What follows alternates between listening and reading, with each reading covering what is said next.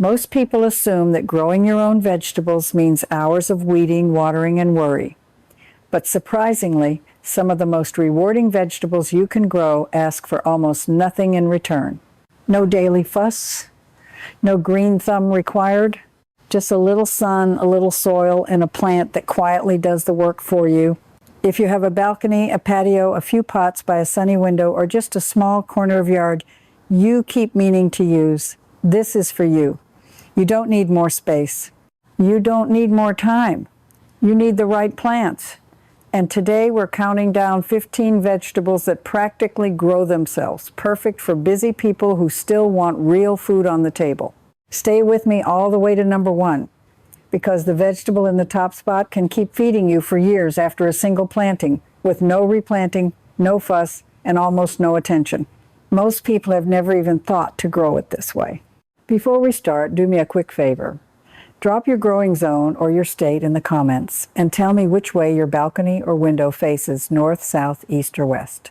It takes 10 seconds and it helps everyone here learn what thrives where they live.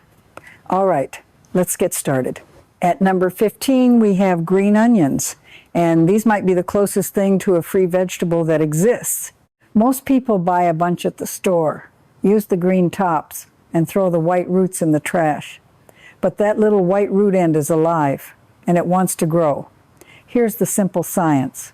A green onion stores energy in that white base, right where the roots are. When you give it water and light, it pushes that stored energy straight back up into new green growth. You're not really starting a plant from scratch. You're just letting it finish what it already started. Take the root ends, the bottom inch with the little stringy roots, and stand them up in a small glass of water on your windowsill. Within 2 or 3 days, you'll see fresh green shoots climbing upward. In about a week to 10 days, you have new onions to snip. Change the water every couple of days so it stays clear, and that's the whole job. Want them to last even longer? Move them into a small pot of soil after the first regrow. In soil, they'll keep producing for months instead of slowly running out of steam and water. Snip what you need, leave the roots, and they grow back again. It feels almost too easy, and that's exactly the point of this list. But if green onions are the gentlest place to begin, the next one rewards you fast enough to make you feel like a natural. At number 14, we have radishes, and these are the answer for anyone who thinks they're too impatient to garden. Most vegetables test your patience for months. Radishes don't. Some varieties go from seed to harvest in as little as 3 to 4 weeks. That speed isn't a gimmick. Radishes are built to grow fast because in nature they race to make a root and set seed before the weather turns. They don't need rich soil or babysitting. In fact, too much fertilizer makes them grow leafy tops and skinny roots, so doing less actually works better. All you need is a pot at least 6 inches deep, filled with loose potting mix. Scatter the seeds, cover them with about 1/2 inch of soil, and water gently. Thin them so each one has about 1 inch of space because crowded radishes stay small. Keep the soil lightly moist, and in under a month, you're pulling crisp, peppery radishes out of the dirt. Here's a tip most people miss. Don't plant all your seeds at once. Sow a small pinch every week or 2. That way you get a steady supply instead of 20 radishes ready on the same day. Gardeners call this succession planting, and it turns one pot into a rolling harvest. Radishes give you that first taste of success quickly, and that confidence matters. Because the next vegetable proves that even leafy greens, the ones people think are fussy, can be almost effortless. At number 13, we have leaf lettuce. And here's the reframe that changes everything. Most people grow lettuce wrong. They wait for a big full head like the ones in the store, and they fight slugs and bolting the whole way. But loose leaf lettuce doesn't work like that. You don't wait for one big harvest. You harvest a little again and again. This is the cut and come again method, and the science behind it is beautifully simple. When you snip the outer leaves and leave the center crown intact, the plant keeps generating new leaves from the middle. You're harvesting the older growth while the engine keeps running. One planting can feed you salads for weeks. Use a wide, shallow container. Even 6 inches deep is plenty, because lettuce has shallow roots. Sprinkle the seeds across the surface, barely cover them, and keep the soil moist.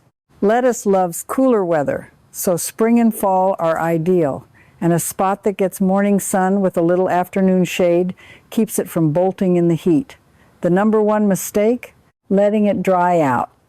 Lettuce is mostly water, and stressed, thirsty lettuce turns bitter and shoots up a flower stalk. Keep that soil consistently damp, never soggy, and you'll have sweet, tender leaves whenever you want them. A small pot of lettuce by the door means fresh salad without a single trip to the store. And once you taste how much better homegrown greens are, you'll want something with a little more punch. That's where the next one comes in.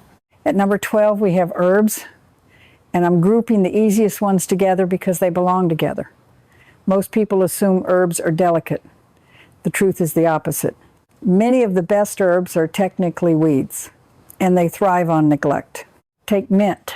Mint grows so aggressively that experienced gardeners actually warn you to keep it in a pot, because in the ground it takes over everything.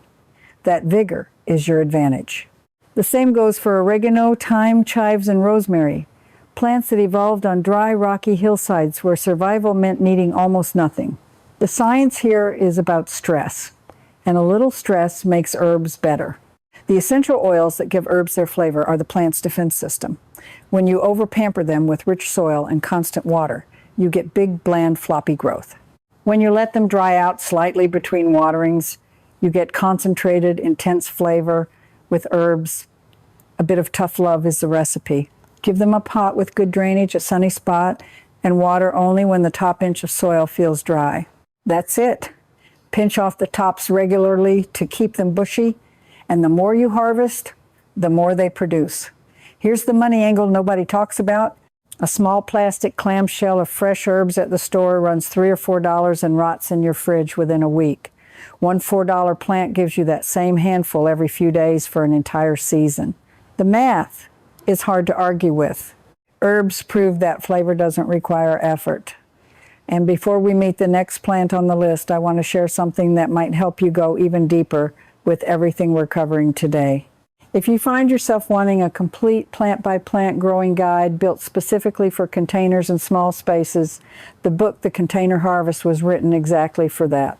It walks you through not just what to grow, but how to set up your space, sequence your harvest, and get real food from even the smallest balcony or patio, season after season.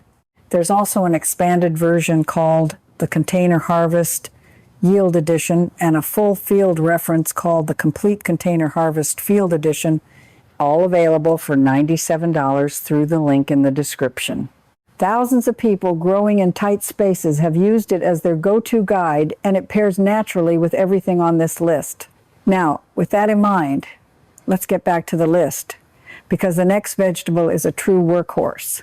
At number 11, we have kale, and this one surprises people because of how long it keeps going. Most vegetables have a moment. They ripen, you harvest, they're done. Kale isn't like that. A single kale plant can produce for months on end, and in mild climates, it'll feed you straight through winter. Kale is one of the toughest greens you can grow. It actually gets sweeter after a frost.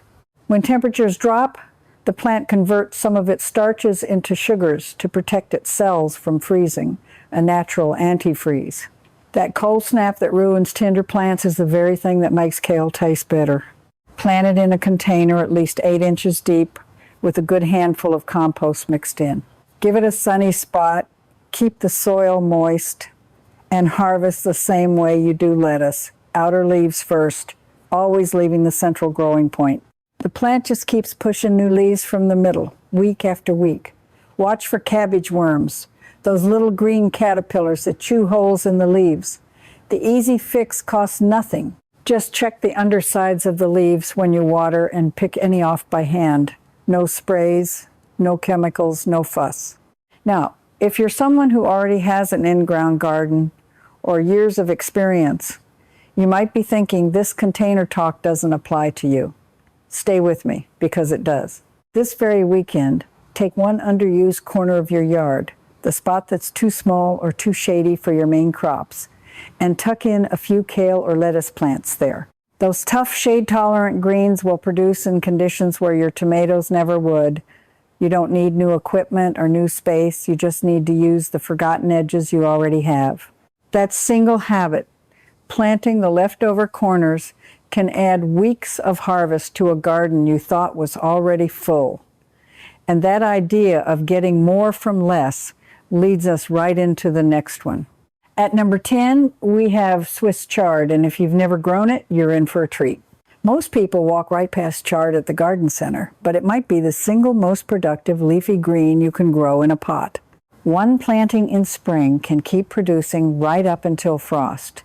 Chard is a relative of the beet, bred for its leaves instead of its root, and it's remarkably forgiving.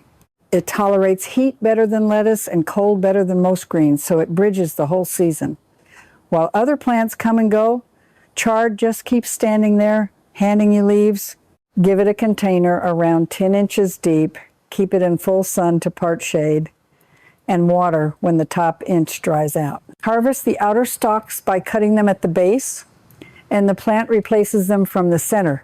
The colorful stems, bright red, gold, and pink, also make it pretty enough to grow right by your front door. The mistake people make is waiting too long to harvest, letting the leaves get huge and tough. Pick them young and tender, around the size of your hand, and the flavor stays mild and sweet. Cook the leaves like spinach and the stems like asparagus, and one plant feeds you for months. Chard quietly outproduces almost everything around it. But the next vegetable does something even more clever. It practically guarantees a harvest, even if you forget about it. At number 9, we have bush beans, and the reframe here is about timing. Most people think beans are a long, slow commitment. But bush beans are fast and decisive. They sprout in days, and many varieties give you a full harvest in just 50 to 60 days. What makes beans special goes on underground, out of sight. Beans are legumes, and they partner with tiny soil bacteria to pull nitrogen straight out of the air and feed themselves. That means they barely need fertilizer. The plant builds its own food, which is exactly why they thrive on neglect. Plant bush bean seeds about 1 inch deep in a pot, at least 8 inches deep, in full sun. Unlike pole beans, bush varieties stay compact and don't need a trellis, so there's nothing to build and nothing to tie up. Water them at the base, keep the soil evenly moist while they're flowering, and wait. Here's the part that keeps them producing. The more you pick, the more they make. When you harvest the young tender pods regularly, the plant keeps setting new flowers to try again. Leave them on the vine too long and the plant thinks its job is done and stops. So picking often isn't just for you, it's the secret to a longer harvest. Beans give you a satisfying pile of food from a tiny footprint, and they leave the soil richer than they found it. The next one, though, might be the most generous plant on this entire list. At number 8, we have zucchini, and this one comes with a friendly warning. Most beginners worry they won't grow enough food. With zucchini, the problem is the opposite. One healthy plant can bury you in squash. There's an old gardening joke that in summer people lock their car doors so neighbors can't sneak zucchini onto the seats. The reason is pure plant power. Zucchini is a fast, hungry grower that converts sunshine into fruit at an incredible rate. Once it gets going, a single plant can produce 6 to 10 pounds of squash over a season, sometimes far more. For the small amount of effort it takes, almost nothing rivals that return. You do need a bigger pot for this one, at least 5 gallons, because zucchini has a big appetite and a big root system. Give it full sun, rich soil with some compost, and consistent water, since this is one of the thirstier plants on the list. Water deeply at the base, not on the leaves to keep disease away. The one thing to watch for is powdery mildew, a white dusty coating on the leaves late in the season. Give the plant room for air to move around it, water in the morning so leaves dry by night, and you'll dodge most of it. Even if some leaves get dusty, the plant usually keeps producing right through it. Pick the zucchini young, around 6 to 8 inches long, when they're tender, and the plant is most motivated to keep making more. One plant, a sunny corner, and you'll be giving squash away. And from a plant that gives too much, we turn to one that asks for almost nothing at all. At number 7, we have spinach. And here's what most people get wrong. They try to grow it in summer, it bolts and turns bitter, and they give up. But spinach was never meant for heat. It's a cool weather champion, and once you grow it in its proper season, it's one of the easiest greens there is. Spinach actually germinates in cold soil that would stall most seeds. You can plant it in early spring while it's still chilly, or in late summer for a fall crop. And it'll thrive in weather that shuts other vegetables down. It even survives light frost. Understanding that one fact, that spinach loves the cold, turns it from frustrating to foolproof. Use a shallow, wide container, since spinach has shallow roots, and keep it in a spot with morning sun and afternoon shade once the weather warms. Sow the seeds 1/2 inch deep, keep the soil consistently moist, and harvest the outer leaves as soon as they're big enough to eat. Like the other greens, leaving the center lets it keep producing. The trick to longer harvests is heat management. The moment spinach feels too warm, it sends up a flower stalk, and the leaves turn bitter. So plant it early, keep it cool, and harvest generously before summer arrives. In the right season, it practically grows itself. Spinach rewards you for working with the calendar instead of against it. And that same idea, letting nature do the timing, makes the next vegetable one of the most reliable things you can plant. At number 6, we have garlic, and this one feels almost like magic because of how little you do. Most people assume garlic is complicated. The truth is, you plant it once, walk away for months, and come back to a full harvest. It might be the lowest effort per reward crop in the entire garden. The science is all about patience and cold. You plant individual cloves in the fall, pointy end up, and over winter they quietly grow roots underground. The cold triggers the clove to split and form a full bulb come spring. You're not doing the work. The seasons are doing it for you while you barely think about it.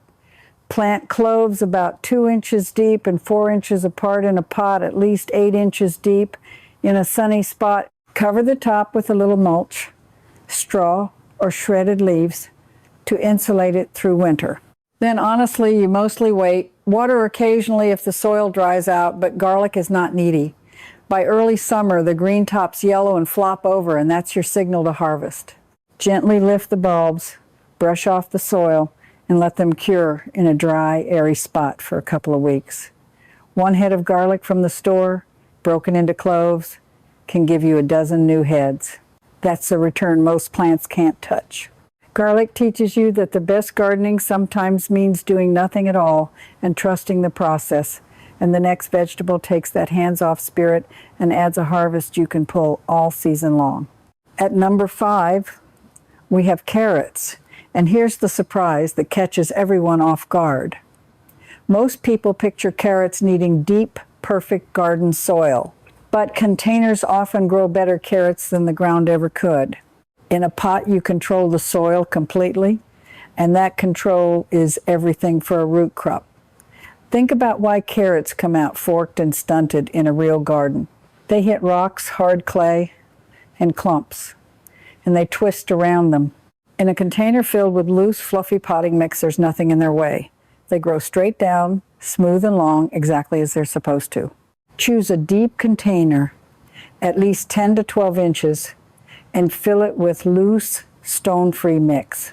Don't add fresh manure or heavy fertilizer because too much nitrogen makes carrots grow hairy and split. Sow the seeds thinly on top, cover them with a 1/4 inch of soil, and here's the key part. Keep that surface consistently moist until they sprout.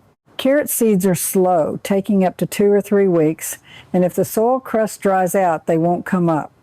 Once they're growing, thin them so each carrot has room to fatten up. This is the step people skip, and it's why their carrots stay thin. Give each one about 2 inches of space, and be patient. You can pull them young and sweet as baby carrots, or let them size up. Carrots from a pot are a quiet thrill. Pulling that bright orange root out of the dirt never gets old. But if you want a plant that gives back month after month with even less work, the next one delivers. At number 4, we have peppers. And they make this list for a reason that surprises new gardeners. Most people think peppers are tricky, heat-loving prima donnas.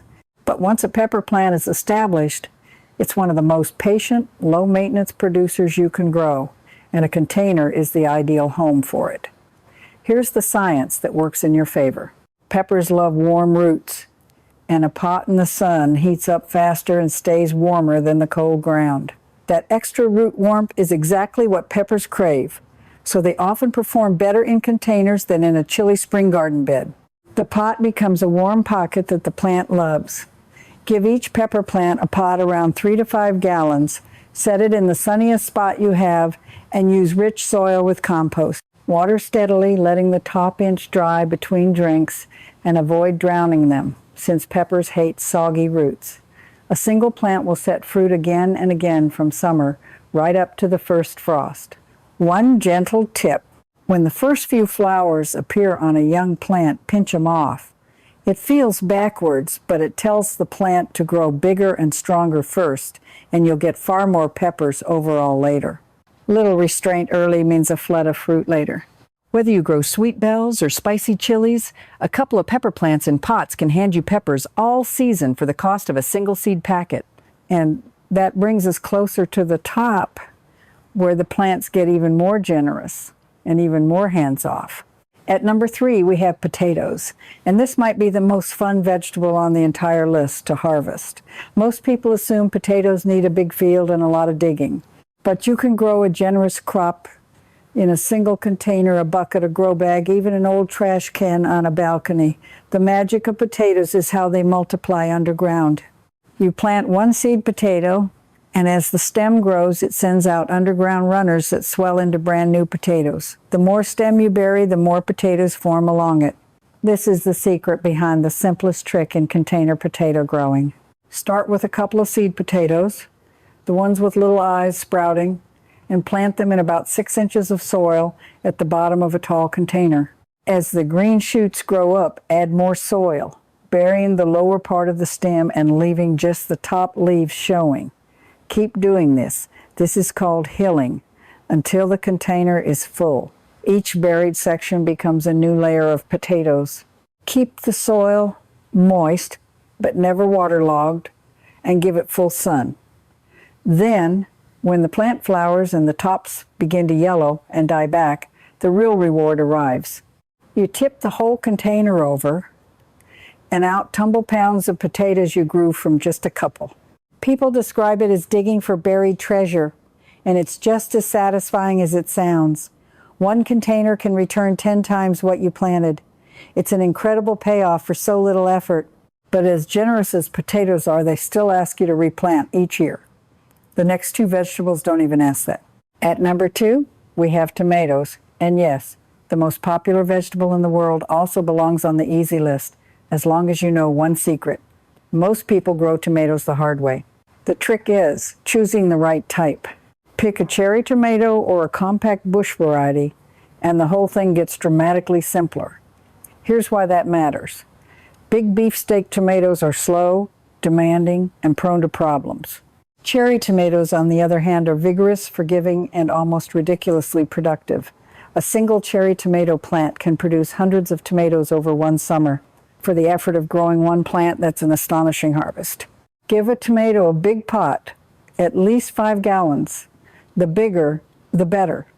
In the sunniest spot, you've got ideally 6 to 8 hours of direct sun. Plant it deep, burying part of the stem, because tomatoes grow extra roots all along any buried stem, which makes for a stronger plant. Water consistently and deeply at the base, because uneven watering causes cracking and that sunken brown spot on the bottom called blossom inrot. Here's a small trick gardeners swear by. Once a week, give the plant a gentle shake or tap the stem. Tomatoes are self-pollinating, and that little vibration shakes the pollen loose and helps every flower set fruit.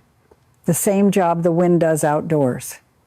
A few seconds of shaking can mean noticeably more tomatoes. One well-placed cherry tomato plant can outproduce a whole row of fussy hybrids right there on your patio. And it sets the stage perfectly for number one, because everything so far has been a plant you start over each year. The vegetable in the top spot breaks that rule entirely. And that brings us to number one. The vegetable that earns the top spot, the one that keeps producing for years after a single planting, is asparagus. Here's why it's so special and why so few people think to grow it. Almost every vegetable we've talked about is an annual. You plant it, you harvest it, and when the season ends, it's gone, and you start again next spring. Asparagus is different. It's a perennial. You plant it once, and that same patch comes back on its own every single spring for 15, 20, even 30 years. Let that sink in. One planting, decades of harvests. According to University Extension research, a well-established asparagus bed can stay productive for 15 to 20 years or more, sending up fresh spears every spring with almost no work from you. There is no other vegetable on this list that gives you that kind of return on a single afternoon of planting. The reason it works is hidden underground. Asparagus builds a deep permanent root system called a crown. Every spring, that crown stores up energy and pushes new spears straight up out of the soil, fast, sometimes inches in a single day. You simply snap off the spears at ground level, and the crown sends up more. Then in summer, you let the remaining spears grow into tall, ferny foliage, which recharges the crown for next year. It's a self-renewing system, and once it's running, it just keeps going. Now, here's the honest part, the one thing asparagus asks of you, and it's the reason most people never plant it: patience. You plant crowns in a deep bed or a large, deep container, give them rich soil in a sunny spot, and then you wait. You don't harvest much the first year, or even the second. You let the plant build its strength. But by the third spring, that patch starts producing every year, and it keeps producing long after every annual you ever planted has come and gone. Plant the crowns about 6 inches deep in loose, rich soil, spaced around a foot apart in the sunniest spot you have. Water them while they establish, keep the weeds away early on, and let that summer foliage grow tall, because that's what feeds next year's harvest. After that, it largely takes care of itself. A patch of asparagus is one of the only vegetables you can plant once and harvest from for the rest of the time you live in your home. That's the quiet secret the busiest gardeners eventually discover. The smartest planting isn't the one that gives you the most this week. It's the one that keeps giving for years while you barely lift a finger. And that's really the lesson behind this whole list.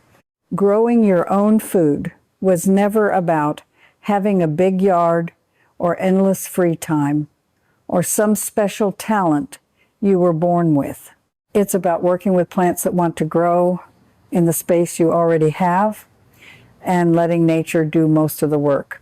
A few well-chosen pots on a balcony can hand you more food and more joy than a giant garden you never have time to tend.